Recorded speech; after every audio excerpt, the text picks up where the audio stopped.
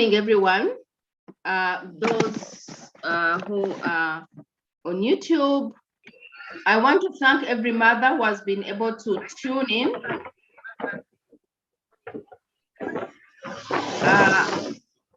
Because it's been quite hectic, and I sort of know what you're going through. Some of you have small children. Some of you have small children. Some of you are expecting, and it's quite very demanding. But I want to thank everyone who has been able to tune in to be part of this meeting. If we don't keep educating ourselves and learning, we shall be left behind. And we shall also make lots of mistakes. So it's very critical that we learn what we need to do as parents. Yes. Thank you so much. I'm going to start straight away with our topic today. 10 mistakes that new and first-time mothers make. And I have Harriet with me. She is my co-host, and she will also be tuning in to share something. She will also be tuning in to share something because she has walked that journey, she has had challenges, and she'll be able to share with us her story in a way that is encouraging to mothers. Yeah. So our topic today is 10 mistakes that new and first-time mothers make. That is our topic today. And that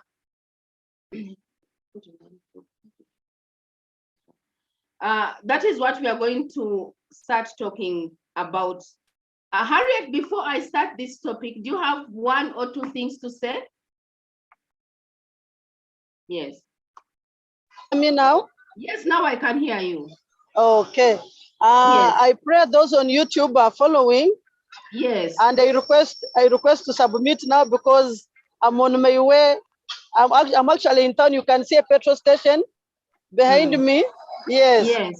So I welcome mothers, especially those first-time mothers, the new mothers. I am Harriet, a wife and a parent.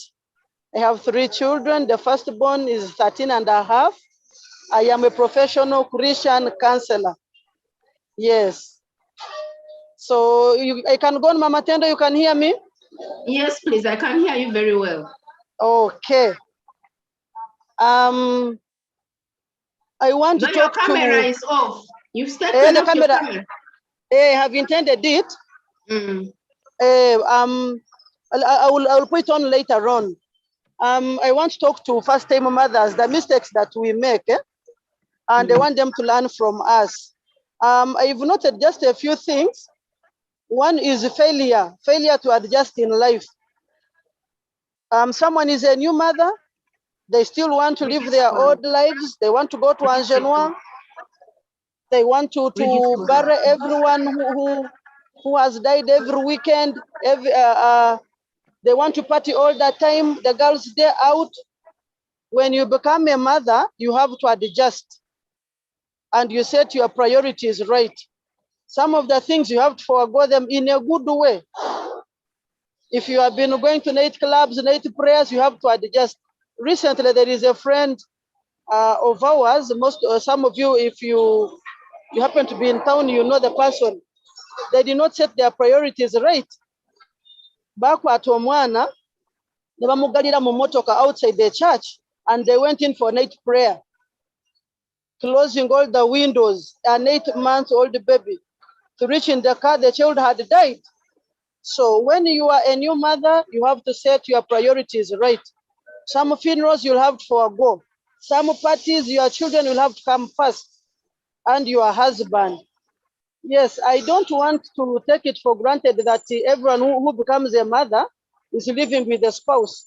Whether the spouse is abroad, whether you are married or not, when you become a mother, a lot has to change about you.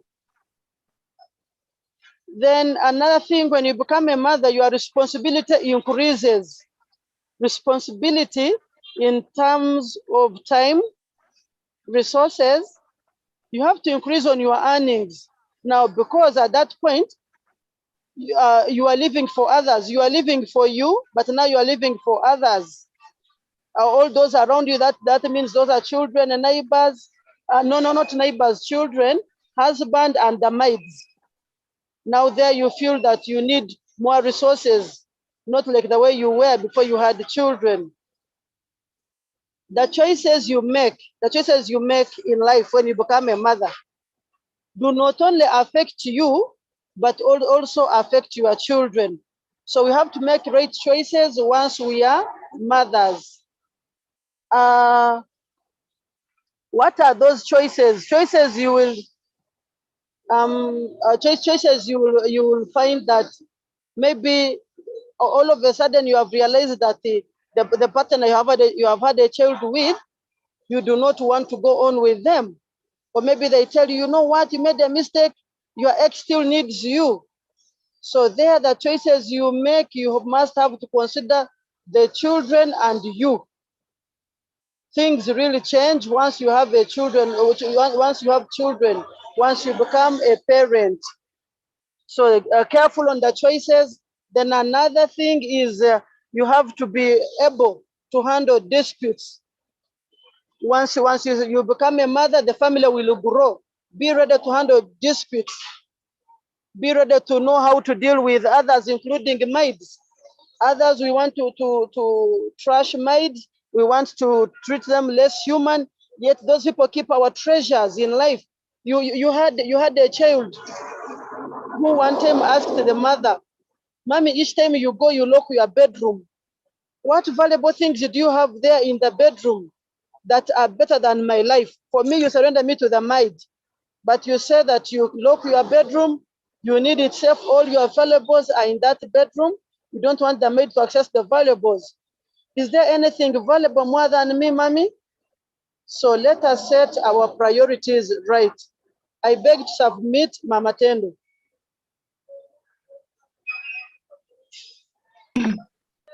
Thank you so much. Thank you so much, Harriet. And what you have really shared is very touching and valuable and very true. And I pray that the young mothers who are online shall take this message very seriously. And we'll write down these things and develop a book where they can read and revise, and revise some of the things that have been taught. And I'm going to proceed and share what I had prepared, but I thank Harriet so much because some of the points that we are going to discuss, Harriet has already touched on them. So it's going to be so easy for me to try and elaborate some of these points. So thank you very much, Harriet, for sharing and for tuning in. And I know you're on a journey, but you spared some time to talk to the mothers. I'm going to start my talk right now about 10 mistakes that new and first-time mothers make. And we are here to learn from each other. We are here to share. So the first point is what Harriet has pointed out. We first have to embrace the season in which we are. Someone said that life runs in seasons. And I think we are able to see this even in the natural world. There is the, for those who stay in the tropics, there is the harvest time, there is the dry season. Life seems to run in seasons. And even if we don't live in Europe or America, we know that there are winters, there are summers, there are different seasons. There is spring, and in all those seasons, we see in all those seasons, we see different things. We see that in those seasons, the flowers present differently. We see the plants present differently, and the world looks differently. So each season, particular season, has its function, has its beauty, but also each season puts different demands on nature. It puts different demands on the world around us. That is what it's like with motherhood. Motherhood is also a season. A season where so many things change, a season where we transit from being children, if I may say in the real sense, to now mothering children.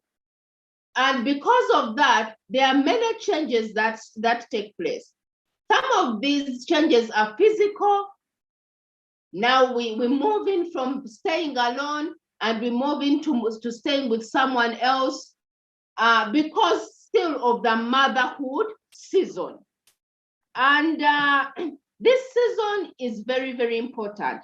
So one of the mistakes that some mothers make is to fail to realize that life has changed now.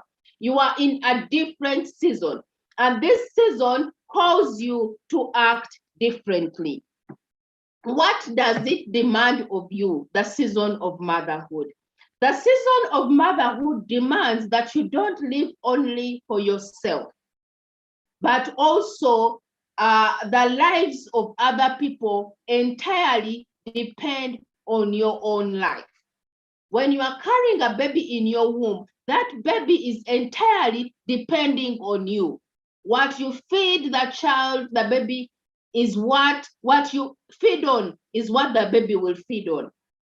What you drink is what the baby will drink. The baby is eating from your very bones. So your entire, the child's entire life is dependent on you. And when you realize that, mothers, you start thinking differently. You know, you start acting more responsibly. You start making certain sacrifices. So it's very, very important for us to realize, to embrace the season of motherhood, because so many things are changing, so many things are transiting, so many things, new things are coming in. It's very, very important that we realize the time we are facing. It is to embrace that change in season. And one of the mistakes is that some mothers fail to see that change. So we have to change our thinking. We have to change the way we are spending time. We have to make sacrifices, you know. Recently, a friend of mine, she said, you know, I had never been down. She likes a lot of comfort. She likes being comfortable. And, you know, she doesn't want moving around in squeezed places and all. But now she's expecting, and she didn't have the big budget to buy things in expensive shops. So she had to make the sacrifice to go, pregnant as she is, 8 months, and walk downtown walk downtown, being shoveled around, being pushed around. But she had to go downtown and make shopping for her baby, for her new baby. You know, she has to make that sacrifice. If she could only think about her own comfort zone, about moving comfortably, she will not make it. So that is what motherhood is. There is sacrifice. You must embrace the season of sacrifice, the season of motherhood. You may need to wake up not at 6 as you have been waking up. Sometimes mothers wake up at 4, you know, because the season demands that the wake up time for you to make it is 4. You have work to do, you have to organize your home. So if you do not embrace the season you are in as a mother, you are just going to lose out. You are going to lose out life will move on and leave you behind. But more so, you will fail to enjoy that season. So, as someone said, if you are a mother and every weekend you want to walk around Kampala to see the new buildings that have come up, to walk in every shopping mall, and you are going to neglect something and you are going to lose out. The second mistake that mothers make is to think that they can make it on their own. Life is a synergy. Life is a synergy. Many people, life is a synergy, and also life is an ecosystem. So many things connect up, so many things connect up to make it possible for the world to move on peacefully. There is if I may say, things are interconnected, for things to move on smoothly. One of the things that one of the mistakes that some mothers make is to think that they can be able to make it on their own. After all, it is my baby, it is my home, it is my this. So we think that we can be able to make it without any assistance from someone else. And that is a big mistake. You cannot be able to make it on your own. We have an African proverb that says, it takes a village to raise a child. Can I ask everyone else to take off their camera? If you're on Zoom, please take off your camera. Brian, please take off your camera. Brian and Simon, can you please take off your cameras? It takes a village to raise a child. Thinking that you can be able to make it on your own as a mother is deceiving yourself. You need other people in order to make it. That is why, if you have not been greeting your neighbors before you became a mother, once you become a mother, start greeting your neighbors. If your home is near a border stage where you get out of the gate and next to you is a border, don't just pass them without greeting them. Why? You need them on this journey. So many people help us on our journey, while you are busy in a board meeting, while you are busy at work meeting some targets, it's the border person outside your gate who will see your baby straying out, or who will see that the maid has left the child in and gone on to meet her own boyfriends. Okay? And your baby has been left behind. Sometimes it is these people who will call us, the maid will not have airtime or her phone will be dead. And I can tell you, if you've not been greeting these people, if you've not been seeing them as not being around, they will not come in to help you in any way. They will not call you. They'll somchalo yewulira nnyo talina gwabuuza, and they'll just not help when they should be helping. So one of the things that we must know is that when we become mothers, we start thinking, we have to know that there are other people we need on our journey. We are not able to raise our children all by ourselves.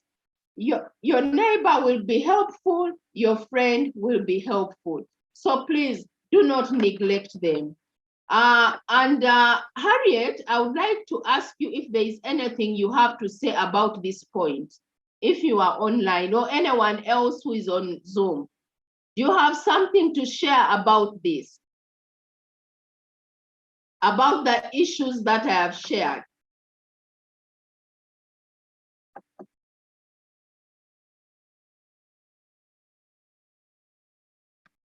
I'm in a lot of noise, I'm in a lot of noise. I don't know if you will hear me. Yes, we shall hear you a little. You can hear me, eh? Yes. Yes, on the things of neighbors. When you have children, you have to be in good terms with the neighbors.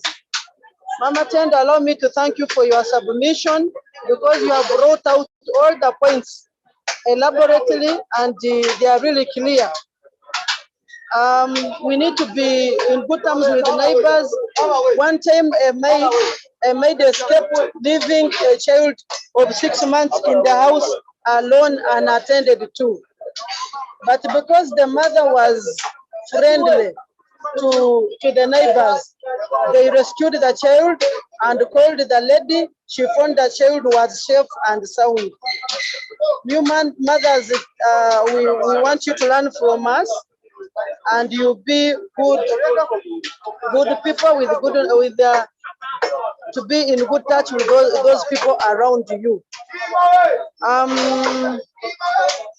Also to learn on mothers, about other mothers, that those who have had children before. Let the new mothers open ears. Let them ask. Recently a child had jaundice. I'm talking in terms of the new mother, Nakawere. A child had jaundice. She did not know, but she was just there until we saw that the child was becoming yellowish. We told her what to do. She was just proud. She could not ask about anything.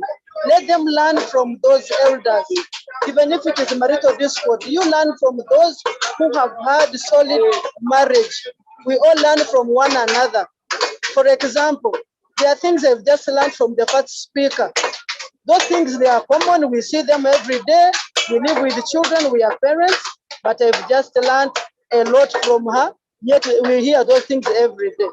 So let them learn. Be it a marital discord, be it about children, be it about giving birth. We are talking about new mothers. There are those who are expecting, who have not given birth yet. You also new mothers. Please feel free to ask from people that you trust. I'm not saying that you ask from everyone, no. Get someone you see that is really respectable and learn from them. Allow me submit, Mama Tend.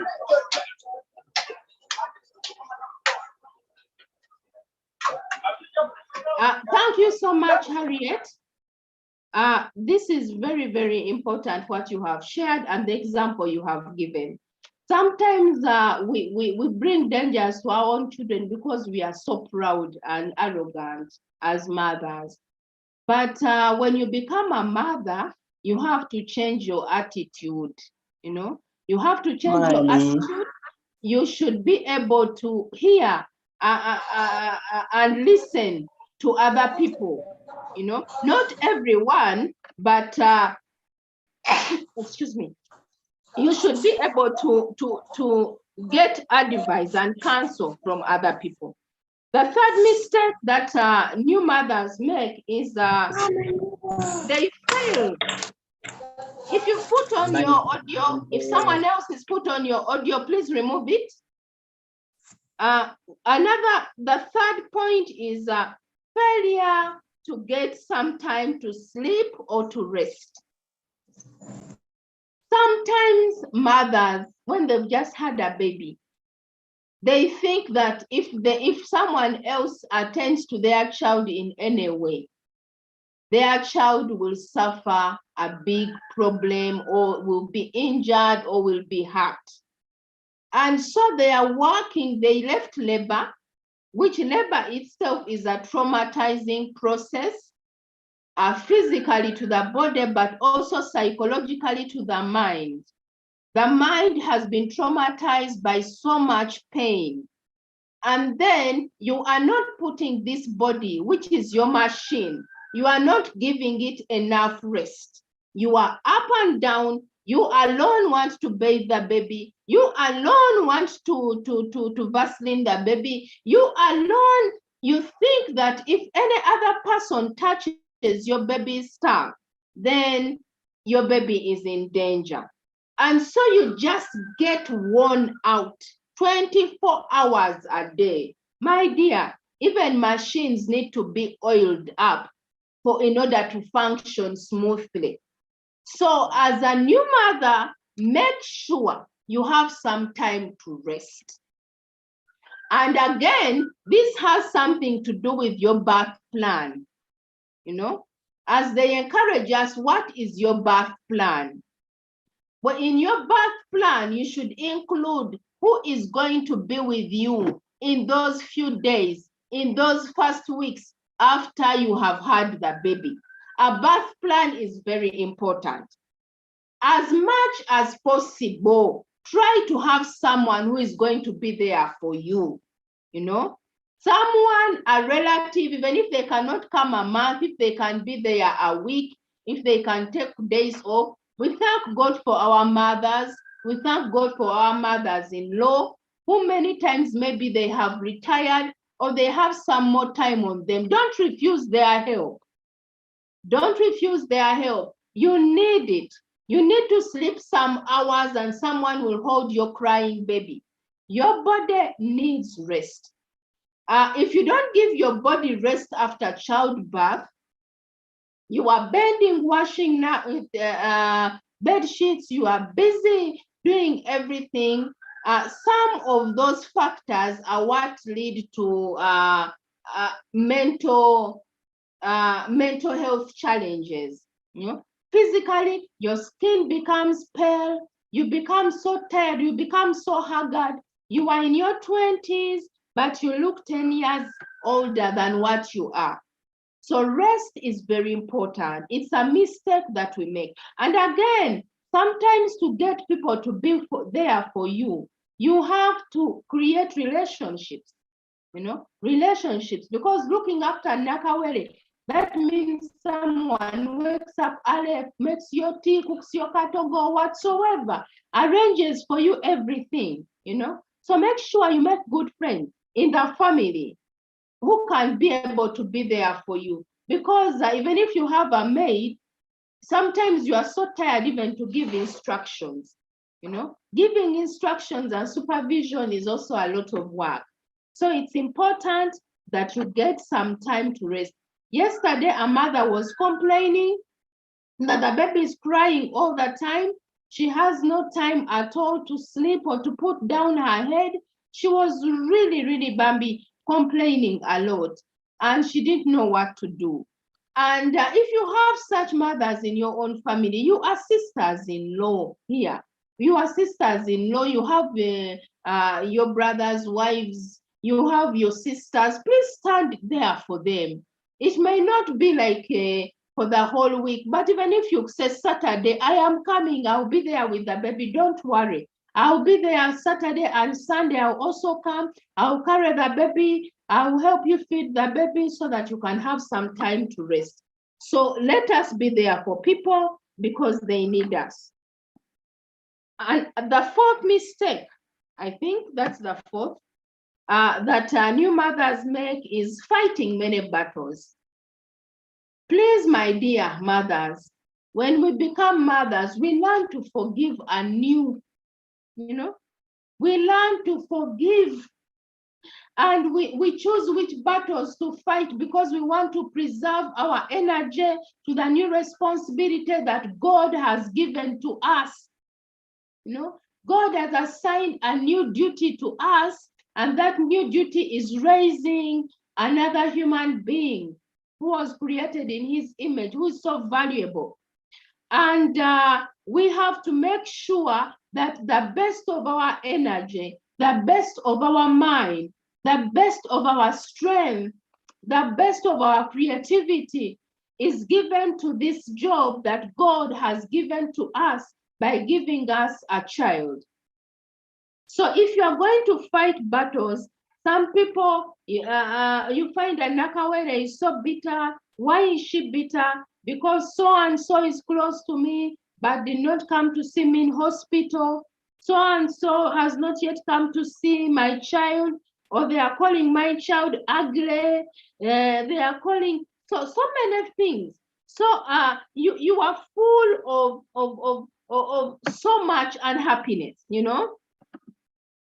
And some of us, maybe even the person the father of the child did not help in paying the bill or did not even call to say, how is the baby? So all these things pile up and you find yourself having a bitter heart. But this bitter heart is diverting you from the bigger responsibility and from the bigger blessing of raising a child. So please cut short your battles. You know, if you are full of bitterness and you are full of battles, you are not going to do your responsibility well. So it's very important to us that we kind of sanctify ourselves. You know, see the big thing that God has helped you. You went to hospital pregnant, you've come back with this human being, they are there, they are, you know, they are happy. In the way, there is a way that God makes our children, you know, comfort us, you know. Maybe the baby is not even fasting, the baby is very peaceful, as if she knows that mommy maybe has problems.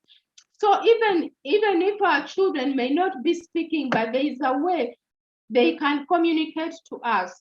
So if you are a first time or new mother, look at your life and see where you have picked unnecessary battles, where you are carrying unnecessary bitterness, and work on dealing with it so that you can be able to mother your child peacefully. So, number 5, sometimes we think that only women, you know, the mistake we make is that we don't think that fathers also feel, have feelings for the newborn. We feel like because it's us who have gone through pregnancy, it's us who have gone for antenatal classes, it's us who have pushed the child or gone through Caesar. So many times we may think that, you know, fathers are not part of this. You know, I have seen with myself situations where a mother could not allow even the father to hold the baby. You know, every time the father could stretch out and hold the baby, or the baby would be crying and the father is trying to, you know, calm the child down, the mother will jump from where she is and pull the baby. You give me my baby, give me my baby, give me my child, give me my child, you know? And later on, I had gone to see this couple. They had just had the baby. The father said, for me, I told her, that is your child, that is your baby. You know, there is nothing I can do about, because everything that I try to do, one, if I try to hold the baby and I'm trying to hug the baby, you are telling me that I am squeezing the baby so hard. If I try to hold the baby anyway, you are going to break my baby's leg. Why are you so unkind? Why are you so unfair? Why are you so rude? You know? So we fail to recognize that even if fathers don't go through pregnancy and they may not go through childbirth and labor, we fail to recognize that they are part of this process. You know, they can be able to hold the baby. They may not hold the baby well, but who of us started probably who of us started walking by running, if I may say. We all started with that one step and falling down. So that's what it is. A father may not know how to hold the baby. They may not know how to bathe the baby. But what matters, are they willing? You know, are they want to be part of?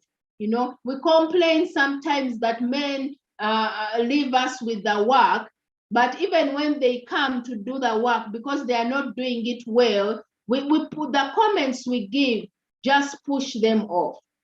So sometimes new mothers make this mistake. They are not allowing the fathers to come in as they are, to come in with the limitation of knowledge or practice that they have, and learn along the way, So allow the father to come in. Allow him to make some mistakes.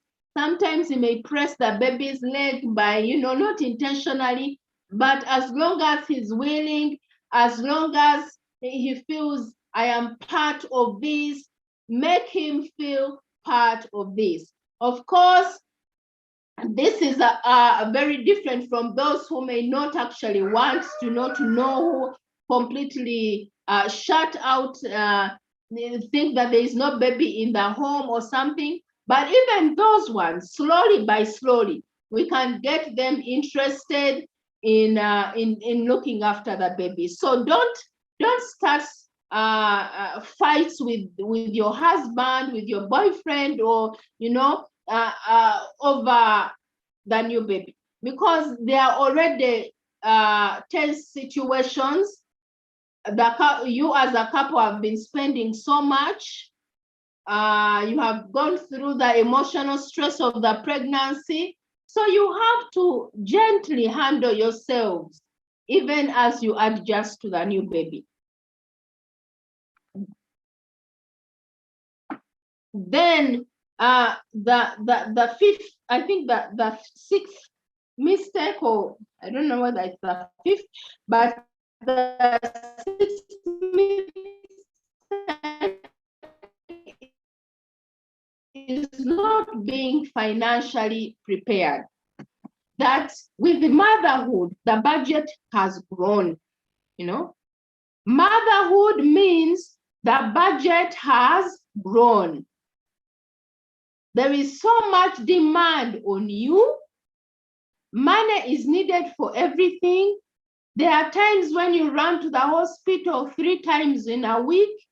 That means fuel. That means consultation fee.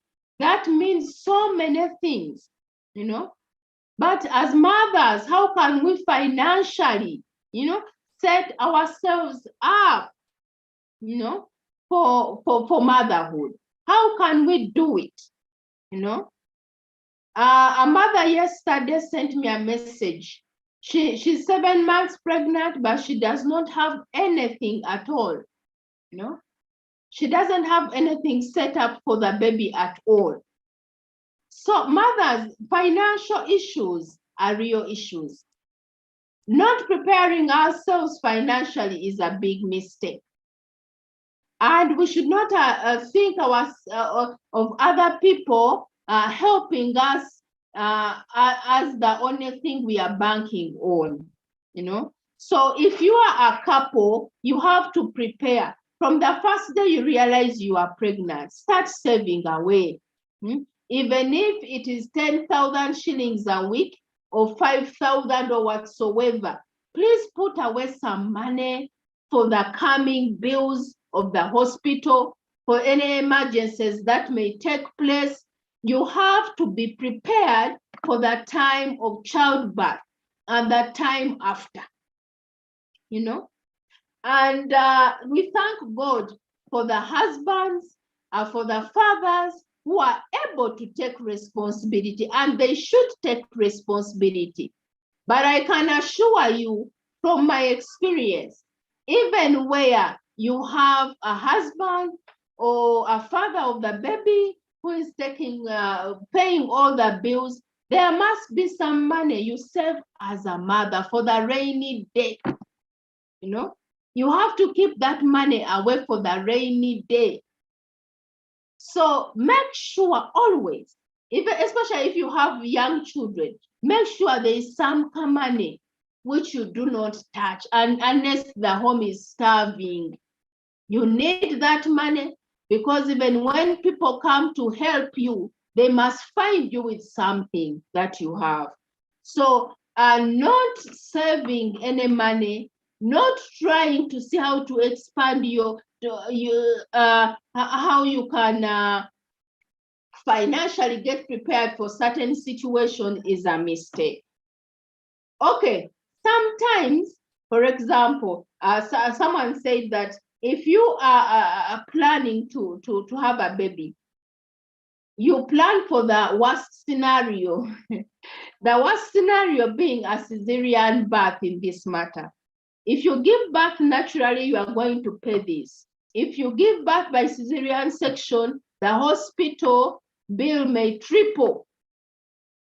So make sure you have prepared for that triple bill, for that triple bill. And in that way, you will not be embarrassed, At least if you think you are not prepared for that triple bill, make sure you have some people, reliable people whom you say that if I call so and so and they have the money, they will give it to me. Have your friends, your social capital ready to help you when you need help. So I don't know whether it is that mix the points up, but the next point is living beyond our means, a mistake we make as new mothers. As a new mother, you want every nice thing for your child. You want this and this and this. And for sure, people who innovate for children are always coming up with something, They are always creating something new. They are always creating something very beautiful, a baby carrier, a baby trolley, a baby what, so many very beautiful and nice stuff that every mother wants their baby to have, You see the small shoes, you want them. You see the best outfit, you want it. You want your baby, the best baby bag, and it's natural. But what we must do as mothers, we must see that we must know that the journey is a long one. And this is only the beginning. So you have to tame your desires for your baby and be realistic and reconcile those desires with your actual pocket. How does your pocket stand? How does your pocket stand? Can you afford this? If you cannot afford it, when can you want every expensive toy? So let us be realistic. Finances, when you become a mother, finances take on a completely different turn. So we can have the things we want for our babies. We must learn how to budget them. If we can't afford certain things at specific time, it's okay. By the way, those small things, those bundles that God has given to us are resilient. They are resilient, and most times it's us who mind so much. The babies don't mind what clothes they put on. Okay? So let us tame our desires to have the best of this and the best of that, because it is very unrealistic and we may end up carrying a lot of debt. So make sure you control your budget. Make sure you control your desires. Make sure you are realistic, and most of all, make sure you work hard. My dear, if you really want the kind of things you want for your child, this is the beginning of the journey, but more demands come every day. Then the next point, after the mistake of living beyond our means, is the next mistake that mothers make is neglecting your health. Neglecting your health. Mothers, we want to live long. We want to live long by the grace of God, to see our children, our children's children, right? And one of the things that we need to do is to make sure that we live a healthy life. Remember that 8 weeks after you've had the baby, you return to hospital. But many mothers don't want to return to hospital because, one, we are so busy with the baby. Secondly, we don't have any pain. So the bleeding has stopped. So we say, why should I return to the hospital? Why do I need to return to the hospital? You know? But remember, we have to be proactive women as far as our health is concerned. So make sure at 8 weeks you return for checkup. What do they do? To check and see if the uterus has gone back to its right place. The uterus has to go back to its right place. Then secondly, we have to do our cervical, our pap smear test. We have to do our pap smear test. Remember that cervical cancer is the second leading killer cancer among women in Uganda. Actually, it's not the second. It's the leading female cancer. You know, the first leading female cancer is cervical cancer. So when we go back at 8 weeks, they do that test. And most of these tests, they do them free. I have 2 friends of mine who on their visit back to the doctor after 8 weeks, they discovered they had the cells were developing cervical cancer. This was discovered. These were women in their late 20s and early 30s. So they were young women then, you know, but they found these cells, and thank God they found them at that time. They underwent treatment, and now they are fine. They never got any adverse effects and have been able to have other children. So make sure you don't neglect, don't make that mistake, mother, to neglect your health. And then also family planning, you know, because we want to space the children. We are working mothers. So it's very important also that when you go at the 8 weeks visit, or even before, you are able to work on the issues of family planning and know when you are going to conceive the baby. Yeah, Harriet, I just wanted to know if there is anything you wanted to say about the issues that I have raised so far. Thank you so much, Mama Tendo. I want to speak something about hygiene. When we become mothers, first-time mothers, we intend to say, I am a mother, natuse gendaga.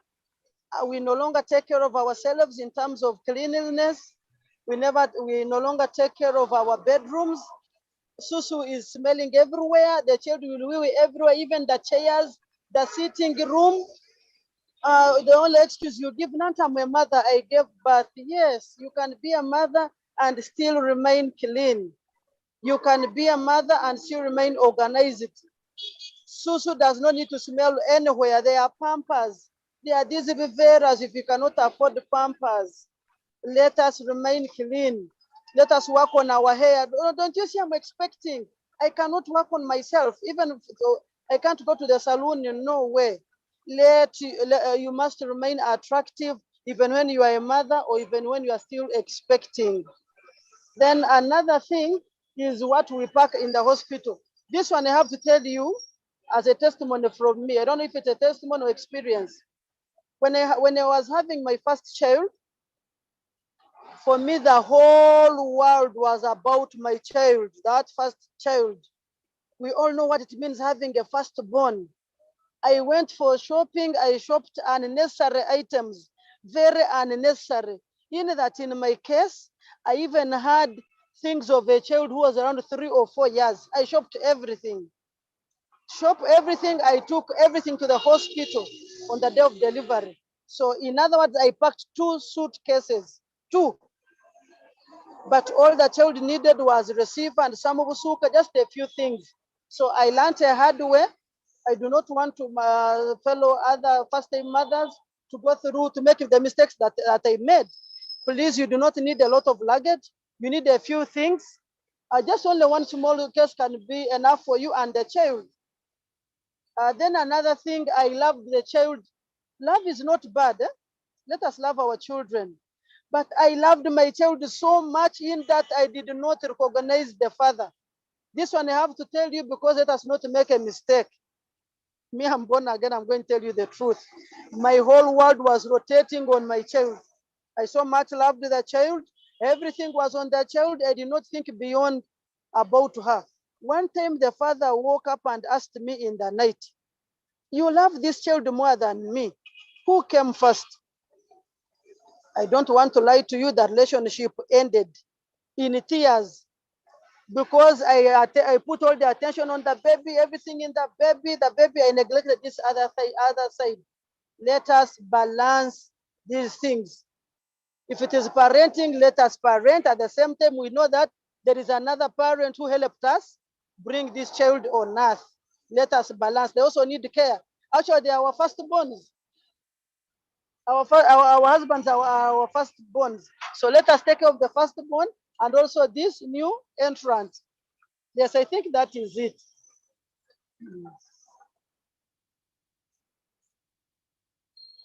Thank you so much, Harriet, because we need honest mothers.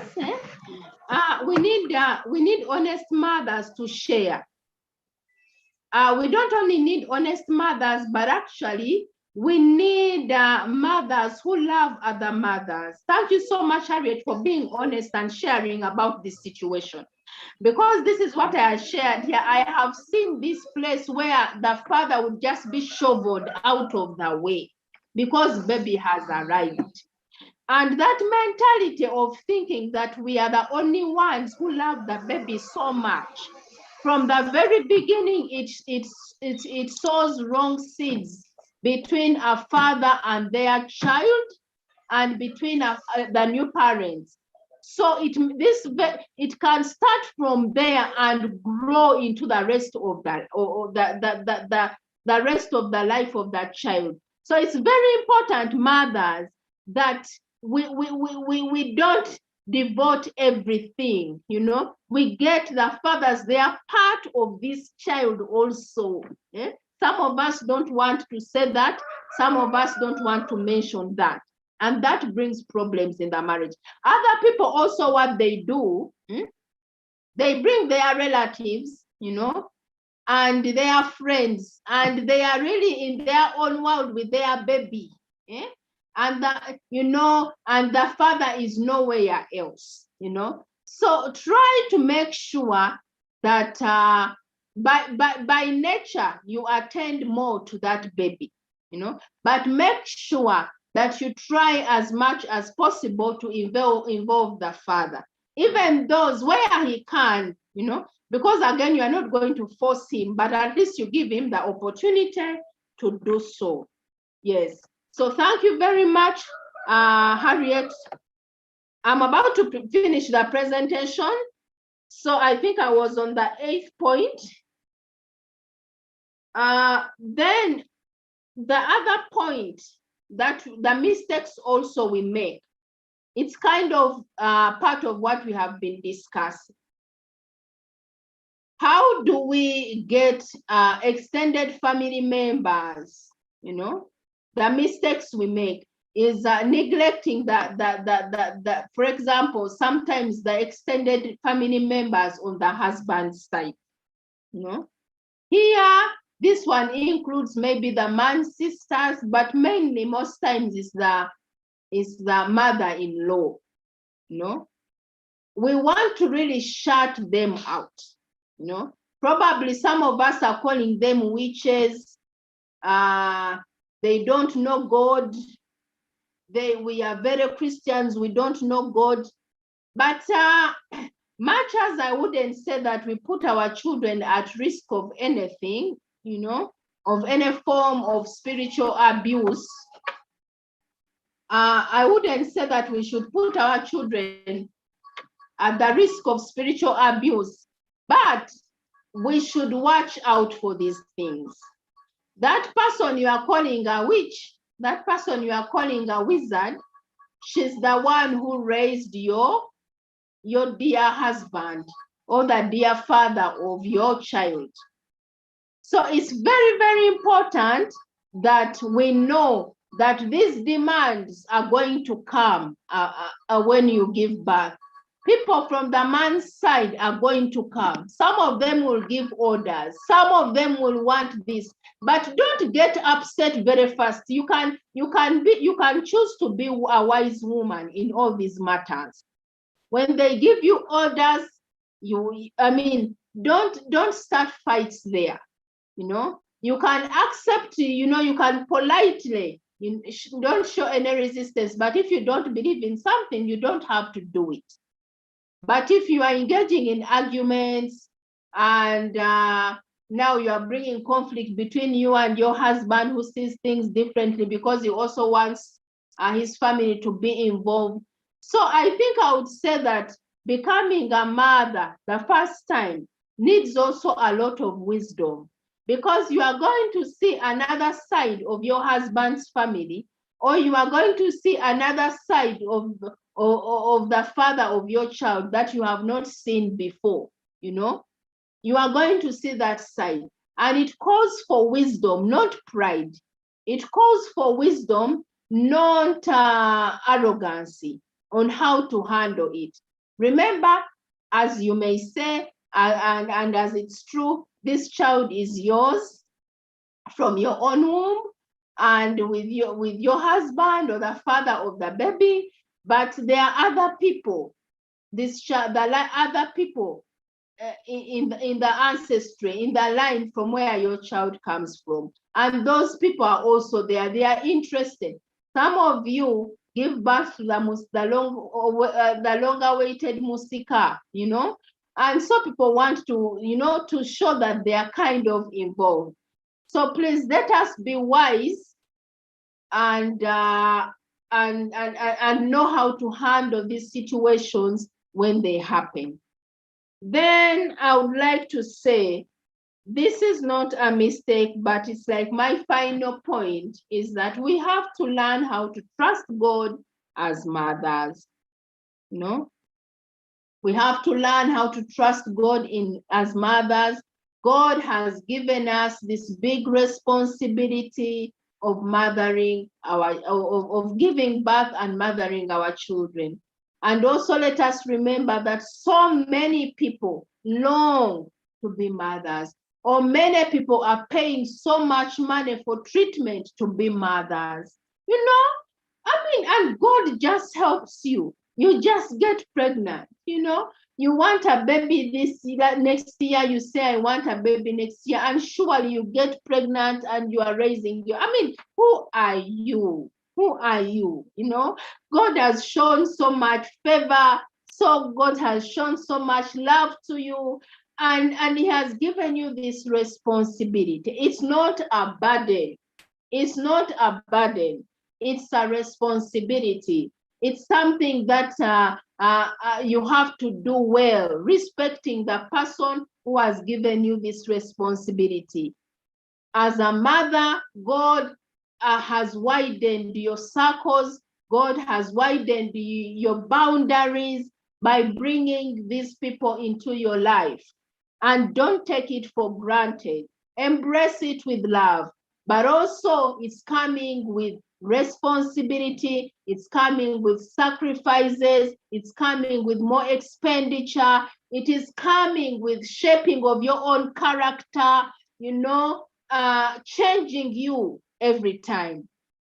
Because God is always changing us through our children. So put God first as a mother. Where you lack wisdom, ask Him for wisdom. Don't ever be there in your house so depressed, so sad, thinking that you are alone. No, you are not alone. God is with you. You know that. Let your heart be comforted. And even in every crisis that you meet, in every situation that you feel you are depressed, know that God is there to give you wisdom and to give you counsel. You believe it as you are there. Don't wait for dramatic stuff. No, not dramatic stuff, but know that God is there. So as I'm concluding, Harriet, I just want to give you 1 minute if you have any advice to give to the mothers before we close off this this session. It was supposed to end at 9:30, but Harriet, I want to give you a few minutes if you have something to say. Yes. Yes, thank you so much. Mothers, I want to tell you, parenting is very beautiful. And also let me speak about marriages because I'm officially married. Also marriage is beautiful. Let us raise responsible children, like the first speaker said. And one thing, the advice that I'm giving is parenting is a full-time job. I repeat, parenting is a full-time job. You are either in or not. Yes, that is all. Thank you so much, Mama Tendo. This has been useful. How I wish you can give Aunt Grace 1 minute to share with us another thing. I want to continue learning from her. Thank you so much. Thank you so much, Harriet. I just want to read some comments from our YouTube. Thank you so much for tuning in. Naturinda Patricia, you sent us a message that you have been here, tuning in, listening. We have Okelo Jacqueline. You were also listening to Grace's message and you liked it and you wanted us to make a full screen. We have Naume Angecho, informative discussion, be intentional about raising the child. Then we have Nathan Napako. She was here saying, we hear you, Harriet. We have Gloria Namudu. Thank you for being present. Martha Chikumvire, thank you for being present. We have Joan Tukey, thank you for being present. Lillian, thank you for being present. I want to thank so much everyone who has been able to attend that talk on YouTube. Please don't miss these talks. Tune in, listen, let us grow together, let us be better mothers. God is with us. God is here to counsel us. God is here to give us wisdom.